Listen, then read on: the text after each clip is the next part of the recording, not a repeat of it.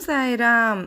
సాయినాథుడు భిక్షకు వెళ్ళేటప్పుడు బాబా భుజాన ఒక జోలె, చేతిలో ఒక రేకు డబ్బా తీసుకుని వెళ్ళేవారు.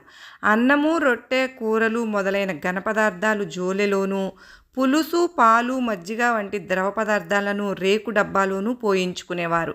సాయినాథుడు ఎప్పుడు కూడా రుచులను చూడలేదు, రుచుల కోసం చూడలేదు. తన భక్తులకు రుచులను పోవద్దు అని చెప్తూ ఉండేవారు. సాయినాథుడు అంటేనే సాక్షాత్తు పరబ్రహ్మము. సాయినాథుడు ఆనంద, జ్ఞాన మరియు దయా సముద్రులు.